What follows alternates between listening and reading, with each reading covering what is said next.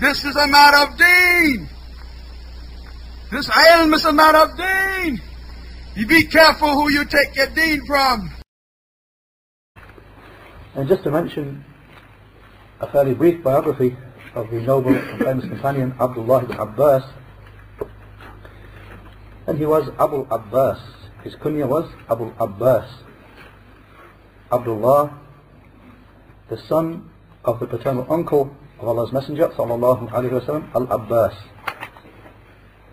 So he was Abdullah ibn Al-Abbas ibn Abdul Muttalib. Is it where his lineage joins up with that of the Prophet sallallahu alaihi wasallam, Banu Hashim from the Quraysh. His mother was Al-Fadl Lubaba bint Al-Harith radiyallahu anha, who was the sister of the mother of the believers, Maymuna radiyallahu anha.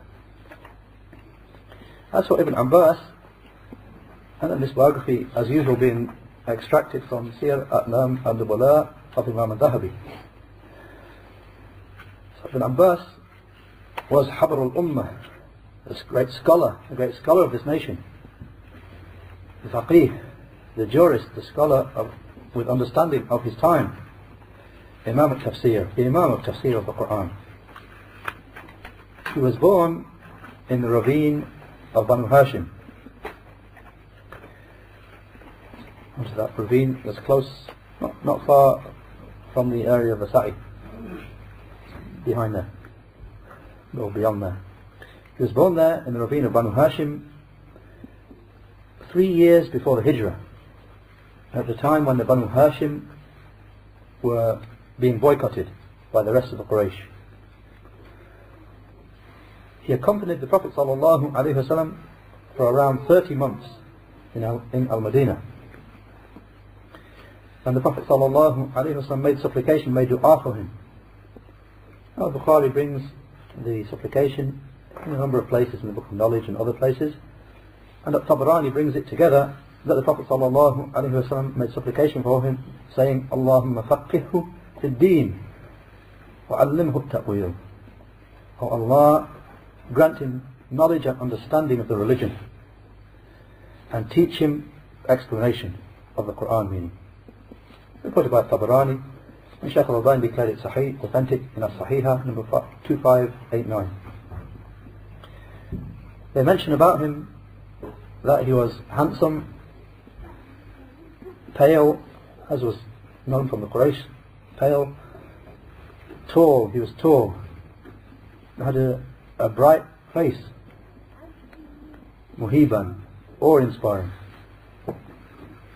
with complete intellect and intelligent, from those men who are granted completeness.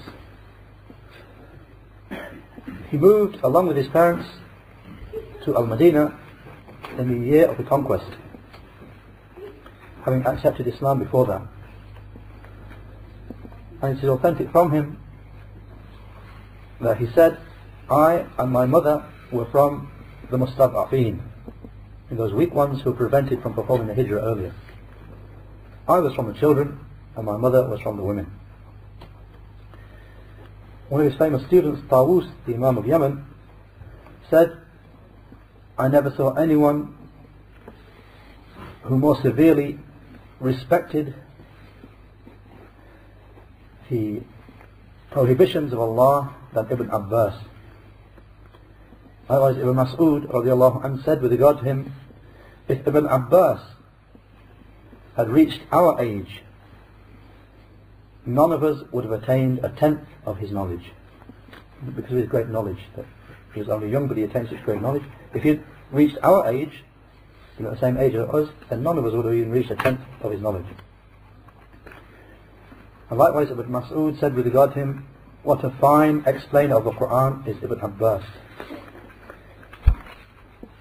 And Mujahid said, another of his famous students, Mujahid, famous Mufassir of Makkah, he said, Ibn Abbas used to be called Al-Bahr, the ocean, because of the vastness of his knowledge. And they mentioned likewise that Umar radiallahu anhu used to draw him close, and he put him in the gatherings of the elders. And there's the famous event where he mentioned, where he showed the elders, some of the elders found something with regard to that. So Umar radiallahu anhu asked him tafsir of Surah Al-Nasr. He asked them tafsir, what the tafsir of Surah Al-Nasr meant, and no one gave the correct answer. They answered but didn't give the correct answer. So he asked Ibn Abbas, and he gave the correct answer. إِذَا جَاءَ نَصْرُ اللَّهِ وَالْفَتْحِ, to the end of the surah. Ibn Abbas, he said, asked Ibn Abbas to explain it. So it was information from Allah telling the Prophet sallallahu alaihi wasallam that his death was near. So therefore he was to seek Allah's forgiveness. So Umar radiallahu anhu affirmed that what he said was correct.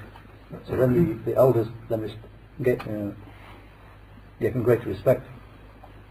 Likewise, Abu Wa'il said, Ibn Abbas gave us a khutbah, gave us an address, whilst he was the leader of the Hajj.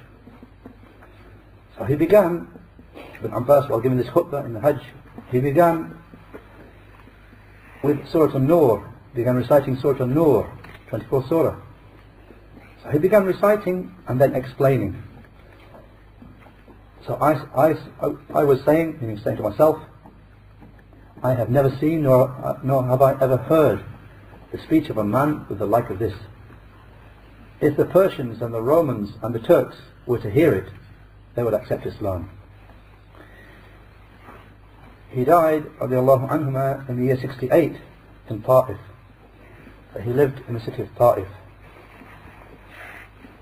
And some of them mention, wallahu alam, outside Siyar, some of them mention Ibn Abbas radiallahu anhuma, that he deliberately lived outside the Haram, the Haram sacred precincts of Mecca. And he would enter to perform Hajj or Umrah, and then as soon as possible he would leave, for fear of committing sins within the Haram. So he lived in the city of Ta'if, and died there in the year 68, radiallahu anhu.